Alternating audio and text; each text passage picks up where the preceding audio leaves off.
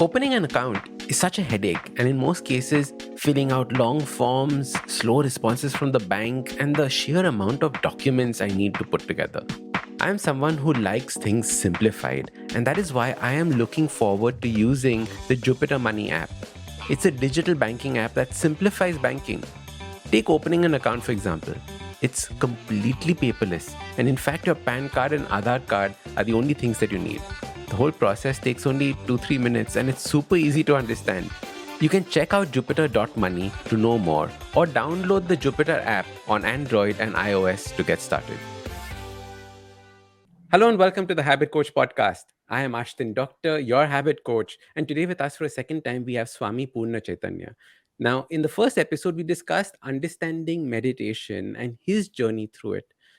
Today, we're going to be talking about understanding what is the concept of focus and what is the concept of feeling calm. Because these two are things that I think we desperately need in our lives. It is something that we have a shortage of. We don't know how to do it. And if we can learn this from somebody who's practiced this for over 20 years, it's going to make a big difference and it's going to help us. So, Swamiji, welcome to the Habit Coach podcast. So nice to be back, Ashdin. Swamiji, focus. When I say the word focus, what are the thoughts that come to your mind? Well, hopefully not too many, because that would mean the lack of it. But, it's interesting that if we look at our life nowadays, we have been in some way so conditioned to multitask that we tend to multitask almost anything, even our focused or our calm, our peace of mind. And I've seen this so many times. Someone may be sitting at the dining table having breakfast or lunch, and a few family members are also sitting there, so it counts as family time. But then everyone is on their phone, and while you are chewing the food, you're not really tasting it also because you're replying to your messages. Someone may be on the phone. There may even be a TV playing in the background. And in our sincere effort to do as many wonderful things or pending things or tasks, whatever we do, we actually miss out on all of them. And I think, especially nowadays, where our attention is drawn in so many directions. I mean, honestly, even on YouTube, you may just want to watch a video, but in between there will be 2 advertisements. YouTube is pitching you other suggested content. Now, even on Instagram, it's not just my friend's post. I see suggested posts, promoted posts. So more than it being, I would say, a natural state of being focused, nowadays, it actually becomes an activity where you have to consciously put an effort to be focused, because it's not so easy. And the reality is, if you want to do anything properly, effectively, efficiently, and also if you want to enjoy it, you need to be focused, because focus means what? It means your mind being fully there in the present moment with what you are doing. But we also, nowadays, we hear this word many times, mindfulness, being mindful of what you're doing. And even having an ice cream, sometimes it happens, you get your favorite ice cream, and that first bite you take, it's so tasty, you really enjoy it, and then suddenly it's finished. So in between, maybe you were talking to a friend or doing something else, or you get a packet of chips and suddenly it's finished. So it didn't magically disappear. It definitely went inside, but you were not fully aware of it. You're not so focused. The challenge is that, as we discussed in our previous episode also, that our mind is most effectively managed through effortlessness, not through effort. So again, focus is a requirement, but then the more you try to focus, it can become more challenging, because you thinking, oh, I don't want to think about something that happened, or I don't want to think about this person, you end up thinking about them more. And that is where I would actually say that even mindfulness or focus is most effective when it is not a practice, but a happening. Now, how can that happen? That is where we need to learn how to really relax the mind, how to meditate, because it is like when you have a bow and arrow. When you pull back the string, first the arrow goes back, and only when you do that it can go forward much further. In the same way, if you want to really peak at your sports or your athletics, if you want to really perform in your exercise, you first need to rest your body very well. I think all of us know this. When you're well rested, you have much more stamina, endurance, you can do much better. And in the same way, if you say, I want to be really focused, you need to have a good rest. If you had a terrible sleep, your focus is off. I think all of us would have experienced this. So here the secret is that learning to really relax the mind so that you can be really dynamic in action after that. And this is sometimes overlooked, I think, where we try so hard to focus without actually having that stamina or bandwidth or the energy level to do that. At the same time, to give one more practical tip, as I mentioned, it's also your energy level that is important. So apart from just the rest, that also means, okay, taking a little time to maybe take a little care of your food. If you have a lot of fried, spicy junk food, you will notice your focus is also off. Your mind is not as calm and steady as it could be. So yeah, these are some of the things that we can attend to that will really improve our focus. And as you mentioned, calm as well, it's beautiful to see how these two therefore go hand in hand, because it is that true calm that will give you focus, not as an activity, but as a natural result or a quality. This the fact that you combine these two is fascinating, because normally when we think about people focusing, when you go to these shared workspaces, especially in Yes, Bombay, there's so many of these shared workspaces, and everyone has this frown on their face, and they're on their computers, and they're I know. frantically doing this, and they're just like exuding this irritability or this unrest, right? And that's what we think of as focus right now. I'm Correct. focusedly doing this. It's a struggle. How is that mindset shift going to take place from that state where you're in that state of agitation, I have to finish this, I have to finish that, what's going to happen, to that state of actual focus where everything flows peacefully? Well, it actually takes me back to my high school days when you say this, because I think most of us would have had this experience where you study for an exam, whether it was last minute or well in advance. Let's not get into the details, but you've studied really hard for at least some time, and then you walk into this classroom or this hall. And in my case, most of the time it used to be that right before going in, I still check a small note with some of the main things or formulas or whatever, taking a mental picture and then hoping to remember that. And if it was a really difficult one, the moment I get the paper, I'll quickly write it down again before I forget it, so you have it at least at your disposal. Oh, But that then was you go, smart. I never did that. yeah, well, I was Damn, quite I should have smart, met but you in school. can't say that maybe. But so then I would start writing the paper, and you'll look at it first. Okay, this question I know, this maybe I don't. Okay, this. You start writing, and then suddenly you have a question and you know the answer, but it's on the tip of your tongue. You're like, oh God, I remember this. I've learned this. You may even remember it was like, on this page, below this blue box. Oh my God, but what was it? And you're trying so hard to remember it, and half the time it wouldn't come. And then when the exam is finished, you have to hand in the paper or leave that room. And the moment you step out of that hall, it's like something magical happens, and suddenly you remember. And this happens so many times, and it's so irritating because 1 minute before also would have done. I could have still quickly written. So then you may think, oh, God is angry with me, or no, what did I do? But the point is that, and I really feel for many of the students, because I know, especially in India, people are really sincere. And with the amount of, tutoring and extracurricular studying and pressure from parents and what all people go through, it's much more intense than what I had in Europe.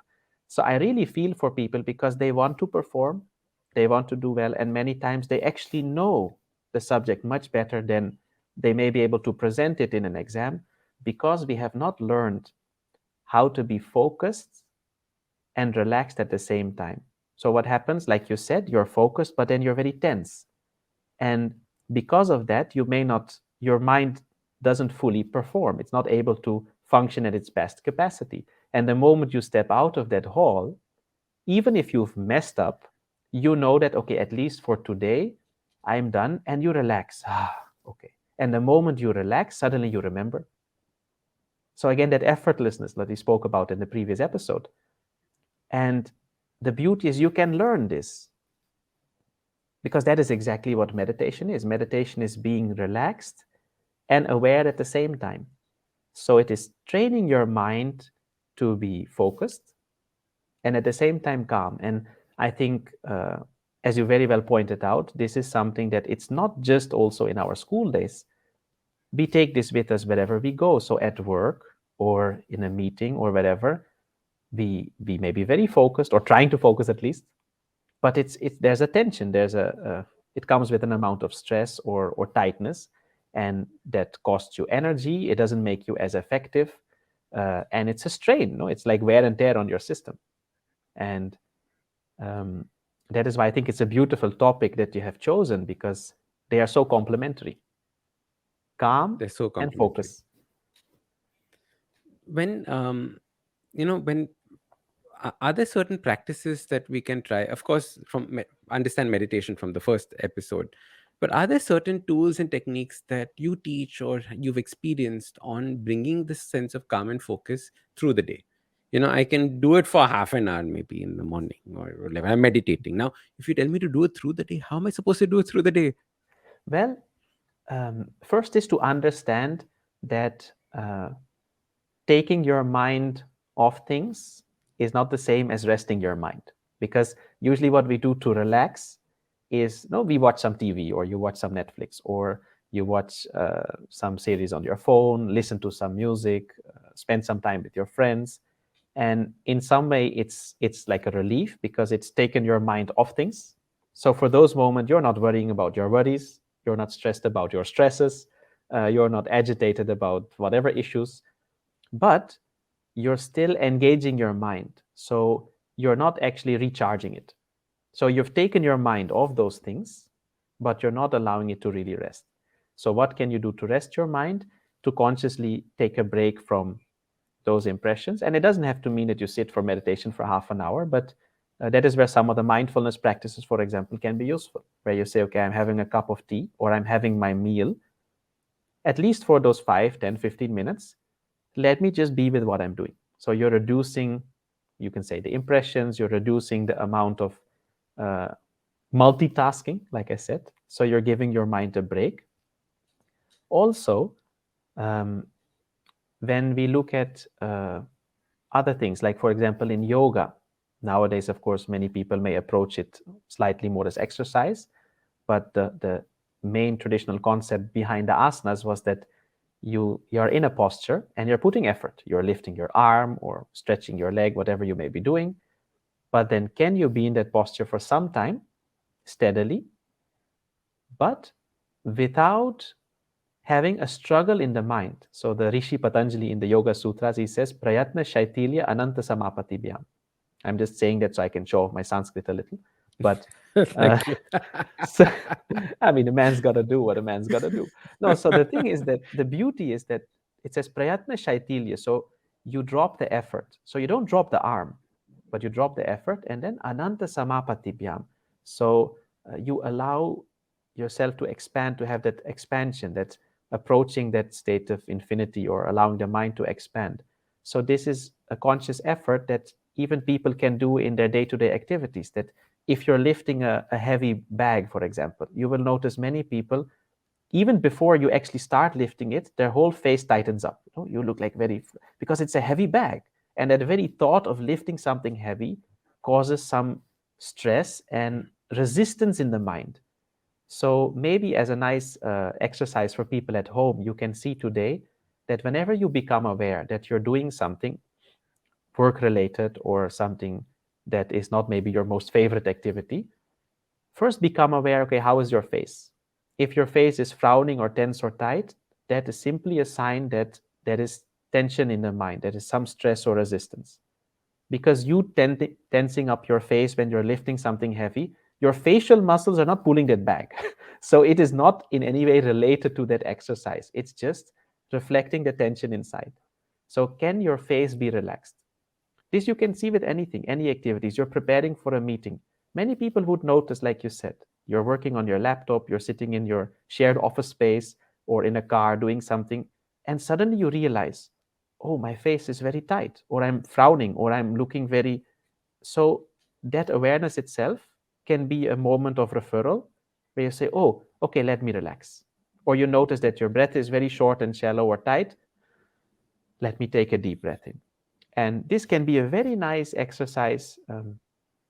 Don't make it a tension, another tension. So this is one more thing I'd like to add for the people at home. When you realize that, oh, for the last 1 hour or half an hour, I was very tense and tight. Now, don't blame yourself, because this, we have a tendency to then go to the other extreme where you say, oh, I'm a bad person, or I'm no good, or I'm not aware. No, the moment you become aware, feel good about it. Okay, that's another achievement. And then relax. You will notice even your muscles, like your shoulders may be tight, your facial muscles may be tight. Consciously relax it. And the beauty is, with practice, you will find that this quality is not just on your yoga mat, no? Because asanas is not just about the yoga mat. Every posture you do in your life is an asana. And as a yogi, when you learn to relax the mind, even though physically you're putting an effort, that there's no struggle in the mind, you will find that slowly, slowly, in your day-to-day activities also, you can maintain a kind of calm where you save a lot of energy, simply because our mind is not so involved, it doesn't get tense. And this is a very simple exercise, but it can have a tremendous impact on the quality of your life, on your energy level, on your health, and even on your perception, your observation, expression. So it is worth exploring. Hello, everybody. It's been another great week on the IVM Podcast Network. On Mind the Gender Gap, host Naina Kumar talks to experts Niharika Vora and Dipti Ravula about the social, structural, and economic barriers women entrepreneurs face. On Big Talk About Tiny Humans, Devi Shobha and Meghna explain how to talk to children about porn. Can you be forced to vote? Host Priya Mirza talks about this on The Longest Constitution. On Press Decode, Sarah Vagda and Prafulla discuss the recent controversy surrounding Indian languages. And on Postcards from Nowhere, Utsav shares exactly what India's culinary heritage can teach us. Do follow us on social media. We're IVM Podcast on Twitter, Facebook, Instagram, and LinkedIn. On LinkedIn, we've been doing a series of profiles of people within the office, so do check that out for sure. And remember, if you're enjoying this show or any of our other shows for that matter, please do tell a friend. Also, don't forget to rate us on any platforms you're listening on. And you can also check us out on YouTube. We have a page on our website, ivmpodcast.com/YouTube, with a list of all our channels. We're also doing a small listener survey to better understand how you, the listener, responds to the advertising on our network. And also, we just want to know a little bit more about you. We would really appreciate it if you could spare a few minutes to fill it out. It will really help us build some better shows for you. And finally, we'd like to thank our sponsors on the network this week, SBI Life Insurance and Jupiter, a digital banking app. Do you get tired through the day when you have a busy day or hectic schedules? Do you end up feeling tired at the end of the day? Sometimes I do. I travel a lot. I live out of a suitcase. So usually every few days I stay in a new place. And that way, I have very little time to feel at home. I mean, I do. But of course, I'm staying in someone's house. The bed may be different. You have a soft mattress, hard mattress, different size pillow, no pillow.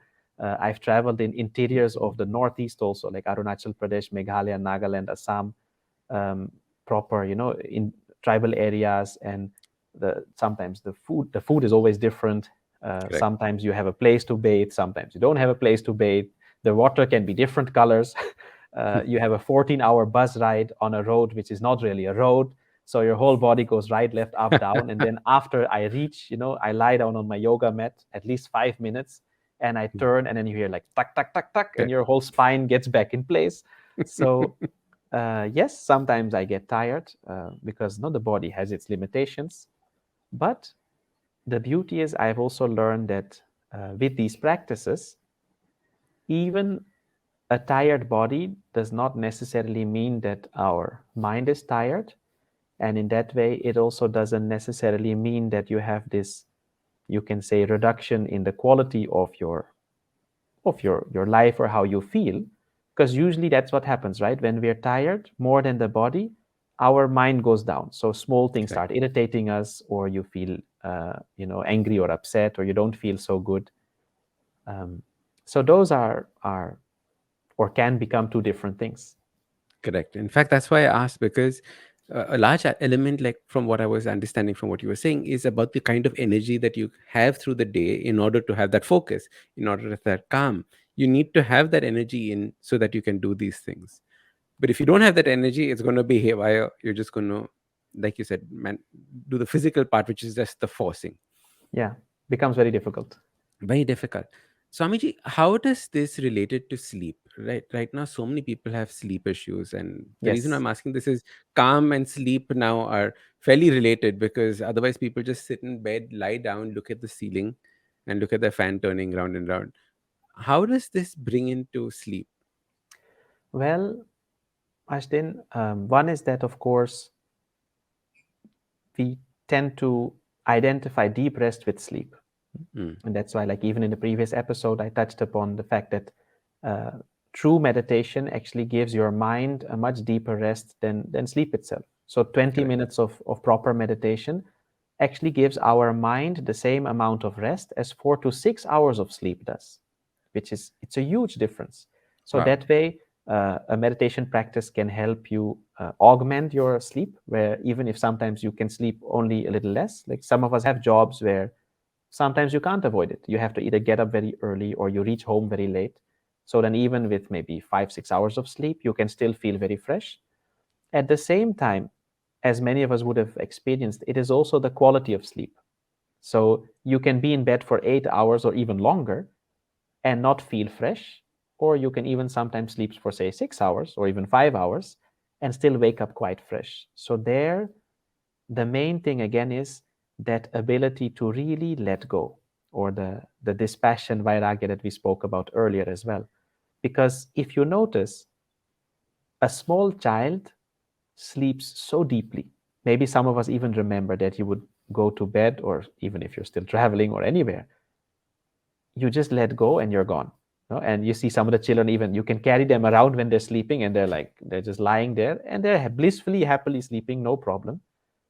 And they wake up so fresh because they're able to totally drop everything. And that is why, if you notice also, a small child doesn't carry all these impressions. No, but again, we spoke about in the previous episode that ability to not give so much importance to events. So yesterday, maybe someone took my toy.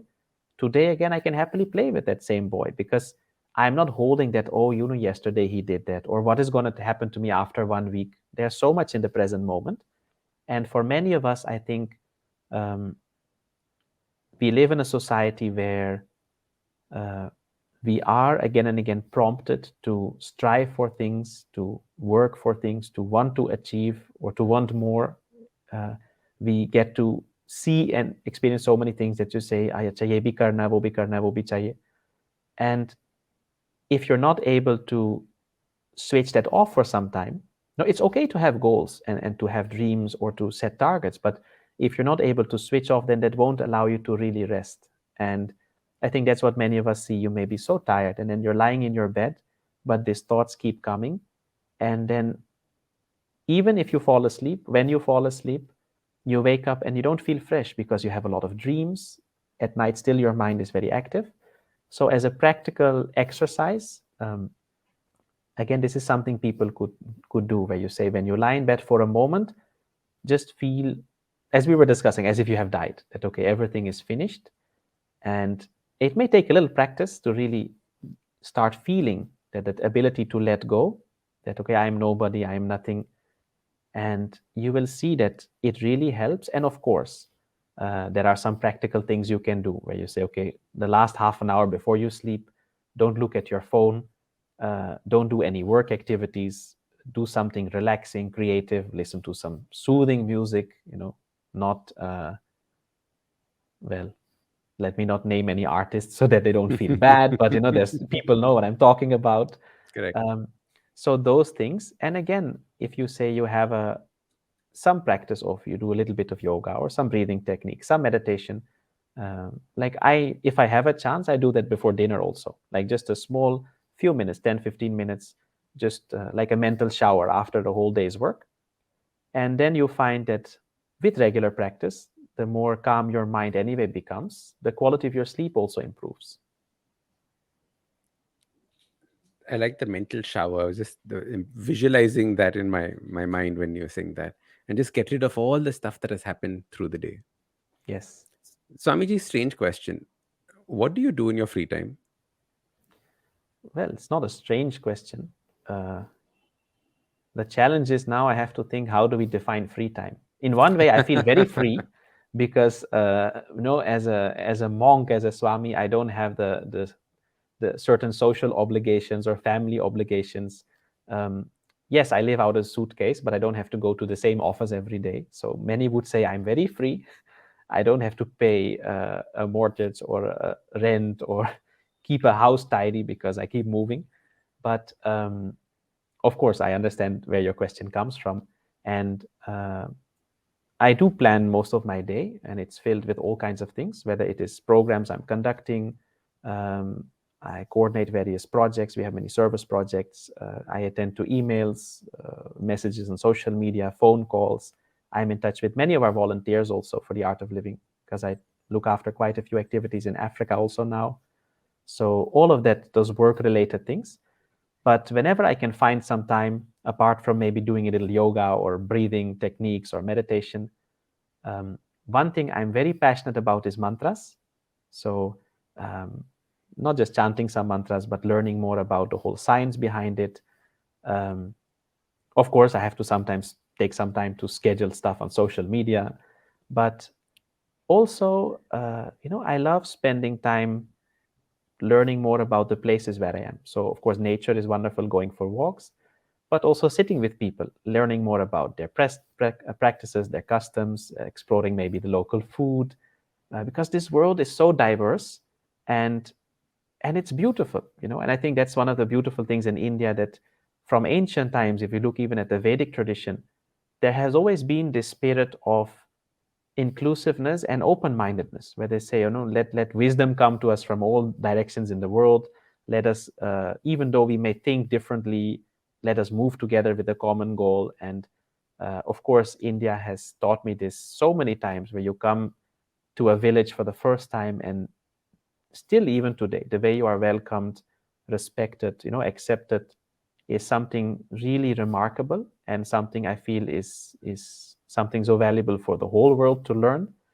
Not that everywhere people are not nice, but it's just much more profound, or much more yeah, there in India, I would say, in this tradition. So I love exploring this diversity, appreciating it, and then of course it depends. Like if someone says, "Oh, that is this really inspiring movie that has come, we have time, okay, let's watch it." Or if someone says, "Okay, come on, let's go and play frisbee," okay, we do that. Or there is a beautiful temple, let's go visit. Or there is a wonderful whatever, what a wonderful place, we go and check it out. All kinds of things. Fantastic. Yeah, Mike, I was curious because I wanted to know what is it that you would end up filling your time or choosing to fill your time with if you actually had empty time during the day. I love the way that you're saying that. All right, so there's so many things, and I know, and the way that you explain free time. What is free? It's everything is free. Mhm. Beautiful, lovely. Swamiji, I loved having this conversation with you. How can people find out more about you? Where can people go to understand, connect with you, get your book? How should people take that forward? Well, I would like to invite everyone definitely to check out my book. It's called Looking Inward, Meditating to Survive in a Changing World. It has touched upon many of these topics and gone a little deeper also. So if people would like to explore more about how to manage our mind, how it works, how to either start a meditation practice or deepen their meditation practice, many of the do's and don'ts, it has some practical exercises. So that book is available everywhere, online, Amazon, in bookstores. Just look for Looking Inward or Swami Purnachaitanya. Um, Otherwise, I'm there on social media. So maybe on my website, it's easy to find all the links. You can go to swamipurnachaitanya.com. It has links to my Instagram, YouTube, Twitter, Facebook, everywhere. Feel free to drop me a message. It sometimes may take me a few days to respond because I do get a lot of messages, but I always make it a point that I do. And of course, yeah, you can find me on Spotify also, or on other music platforms. I have recorded some mantras for those who like to listen to mantras or learn more about that. And basically, I would like to invite everyone to explore this more. That it's such a beautiful knowledge, and the way meditation can really add to your life. And doesn't mean you have to meditate for hours every day, but that 15-20 minutes, if you can take out, it's like taking a shower. Like we said, so you have Correct. your normal shower, and then you have your mental and emotional shower. It can really improve the quality of your life. And of course, we have, if you want to go even further, or you want to do some retreats, on my website, you could find details about programs that I'm conducting for the art of living, whether it's a meditation course or a yoga retreat or anything else. You're most welcome to connect. Superb.